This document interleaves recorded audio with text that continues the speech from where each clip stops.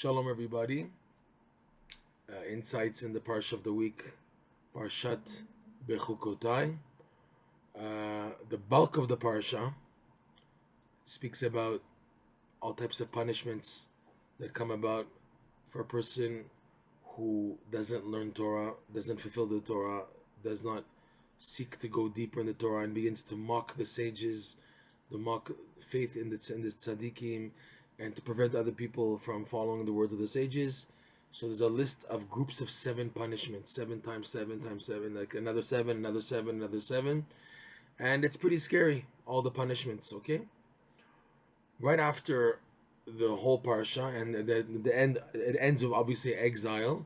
And then Hashem says, but even though I'll exile them, lo ma'astim velo gi'altim lachalutam, I will not be disgusted and, distasted about the Jewish people to destroy them.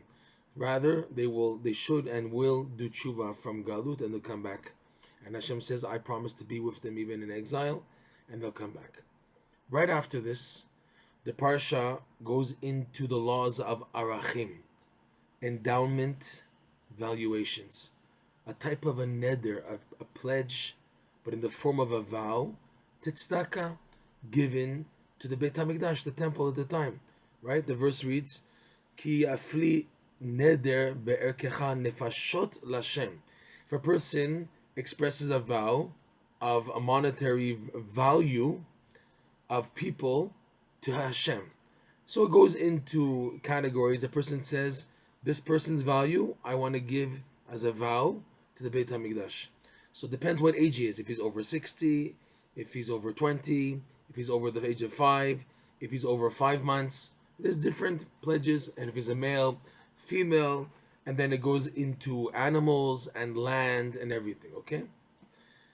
The question is, why the juxtaposition of this parsha, of all the punishments if you don't follow the Torah, all these terrible things, and then exile, and then in exile the land will finally get a break, Eretz Yisrael will get a break for all the sabbatical Shemitah years and Yovel, Jubilee years that the Jewish people didn't keep. Then in exile the land will get back all that was taken, was lost because the Jews did not observe the laws of the Jubilee, okay? And then right after that you have this parsha of tzedakah, arachin, endowment valuations in the format of a vow. What in the world is this doing next to this? What's the connection? What's to learn here? So it seems the parsha is telling us that chas v'shalom, to avoid a repetition of this damage, to avoid more damage, the solution is neder. Tzedakah in the format of neder. Rabbi Nachman goes into this in lesson 57 about the concept of a neder, that the neder is something so powerful, and doing a neder and fulfilling it immediately. And Rav Nosson says, in particular, tzedakah, giving charity as a neder, is something that helps connect a person to the highest of levels. Here, the pasuk says here in this week's parsha, right? Ki yafli neder. If a person, that's a funny translation, where he expresses a vow.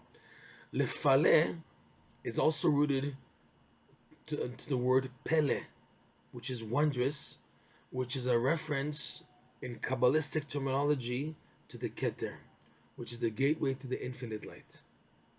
To explain, Rav Nosson explains that what is a neder? What is a vow?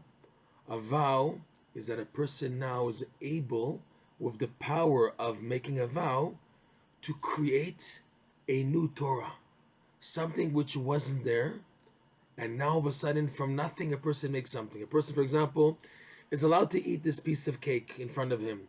It's kosher, everything's okay, chocolate, it's okay, no medical issues, anything, he can eat it. But the person says, I take upon myself as a neder not to eat this piece of cake, and his intent is because he wants to work on breaking his desire for food and sweets and everything. So now for this person, him eating that cake or that piece of chocolate is as prohibited as eating on Yom Kippur, as on desecrating Shabbat. What in the world? What happened? The person with the power of a vow creates from nothing. There was nothing there. It was a piece of cake. You can eat it. From nothing, he creates a Torah. How can that be? Rav Nosson asks, how could you create Torah from nothing? Because it's what's called the hidden Torah. The Torah is to be found everywhere in creation, even in items which have nothing to do with Torah laws on a basic level. In other words, everything's permissible. Still, a person can activate Torah configurations regarding this item that's permissible, forbidden, etc., even though beforehand there was no prohibition. This is the power of the neder. To do that, the neder, the vow, when a person takes on a neder, it ascends him by, when he makes the neder, the vow, it brings him up to the level of the Keter, which is the gateway to the infinite light, which is the source of the Torah that we have. So in other words, he's going to the source above the Torah that even we have today. He's going to the source by doing a vow. He's like now making a new extension of a Torah from the root now to this item. This cake now is forbidden for me. I can't eat it now. That's it. And it's as prohibited as desecrating Shabbat, as eating on Kippur. What happened? That's the power of the neder. It goes up to the Pele. That's why the verse uses the word ki yafli. Even the yafli, again, is translated as expression. A person expresses verbally a vow, but its root is Pele, which refers to the source of the Keter. The Pele is called also the idea, the source of the Keter. So now what's amazing is Rashi, in this week's Parsha, on the word for valuation is erech, ayin reish chaf. But the Parasha writes it erkecha. It adds a second chaf at the end. So it's like it shouldn't. The translation is not different. Erech and erkecha mean the same. So Rashi says something amazing. Rashi says, "Eini yodea ma ba melamdenu." I don't know. The little translation, Rashi is saying, I don't know what this extra chaf at the end is coming to teach us. So watch this. The chaf in Kabbalah, the letter chaf, also refers to the Keter. There's a concept, there's a phrase used in the Kabbalah, and Rabbi Nachman brings this phrase in lesson 6 of Likutey Moharan. Ein Keter belo chaf. Keter is corresponding to the kaf. You need kaf to have Keter. Meaning, this Rav Shechter explains nicely, that the opening letter of a word, the shape of that letter and the concept of that letter is referring to the word itself. So in the case of Keter, the opening letter is kaf, so the kaf itself is referring to the concept of the Keter. Okay? There's much more depth, obviously, in this idea, but kaf refers to the Keter. And Rabbi Nachman teaches in lesson 24 of the Likutey Moharan that the qualifications of Keter is you enter a domain where you don't know. The famous dictum, Tachlit hayediyah delo neda. The goal, the end goal of knowledge is to know that you don't know. Higher than knowing is the higher level, I don't know.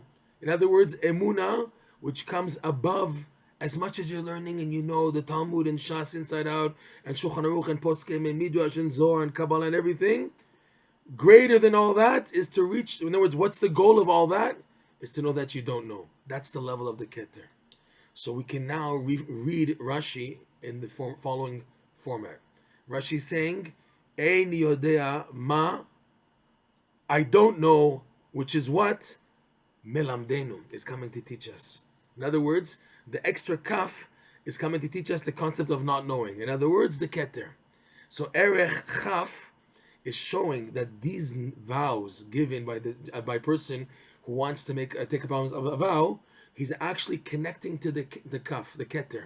So that's why it's written erech kaf, erkecha, an extra additional kaf, to show that with the neder, with the vow, we now connect to the root of the Torah, a level of Torah which is higher than the Torah we have, a Torah that we can create a new Torah, which is the idea of a vow, taking something which is kosher and permissible, and now making it forbidden. But why? It's neder. Now it's totally forbidden.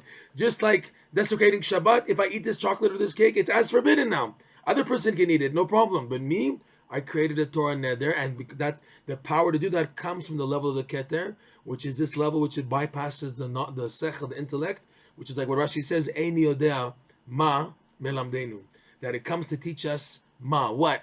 I have no footing in this domain. With that said, we can now understand the juxtaposition of this parsha with the parsha of all the punishments and everything.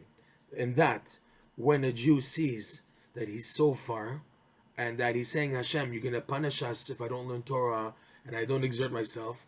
But how to do that? Where, Hashem, can I get strength not to fall to that? I don't want to fall to that level, but I'm weak, Hashem. I know myself very well that you can just flick me and I'll fall. What can I do, Hashem, to give me strength and power not to fall and to be deserving, God forbid, of these punishments mentioned in Parshat Bechukotai? They shouldn't happen to me again, even though we're in exile now. But we can still be saved. Look, we had this year, the Jews were killed and everything. Things happen. Things happen. The Holocaust, etc. Things happening. There are times when it's easy, it's nice, you could eat your ice cream and you have a nice vacation with your family. But there's times where there's pogroms, there's Holocaust, there's people, Jews being killed because they're Jewish, there's punishments, people dying and this and that. So what can we do to be saved from punishment due to a slackening in Torah observance and learning the Torah? The answer is the power of a vow, neder. Rav Nosson says you can give tzedakah, fine, but you can give tzedakah through a neder. He gives an example of Nosson in Likutey Moharan that a person, for example, has a coin to give to charity, and he has the charity box in front of him. So he can do, Hashem, I take upon myself as a neder to give this coin to charity, and then immediately put it in the charity box. So he gained two things. He gained the mitzvah tzedakah, but now he gained the mitzvah tzedakah in the format of a vow.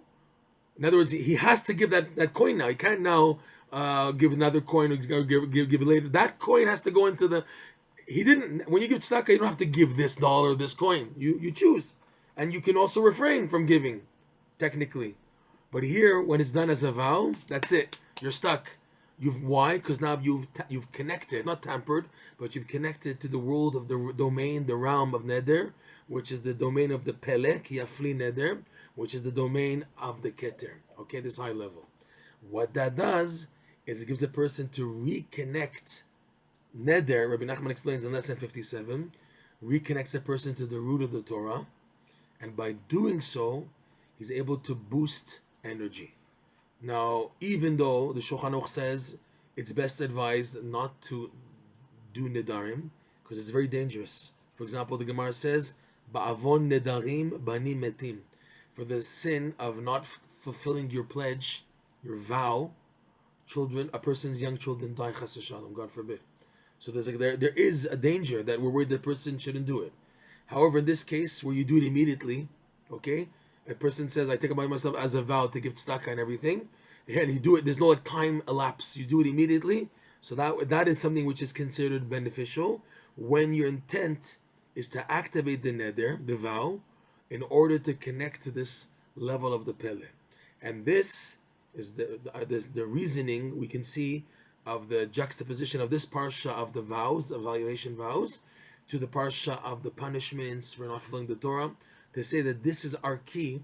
Vows, nedarim, when done properly, gives a person a koach and a strength from the root of the Torah itself, and thus giving him more energy. In a sense, we see in the word erech, you have erkecha, right? Erech and then chaf. Erech, ayin 70, reish 200, chaf 20. That's gematria. That's 260. Plus the final chaf there. Am I right? 1 second, 70, 270. No. Ayin, erech. Yeah, sorry. The word erech itself, 70 plus 20 plus reish 200 is 290, which is the gematria of ratz, to run. Okay? That when a person activates a neder, the erech, so it's erech chaf, he runs to the chaf, the keter. He runs to connect to the keter, meaning what? He taps into a higher level of strength and energy to help him to fulfill the Torah and help him to study the Torah and to delve into the Torah and to fulfill the Torah and to listen to the words of the sages. Bezat Hashem. We should be zoche, not to panic, not to fear of falling more in our exile, rather using the weapons that the Torah and the tzaddikim advise us to in order to tap to a higher level of the Torah, the root, which will only strengthen our fulfillment of the Torah that we have. Shabbat Shalom Baruch.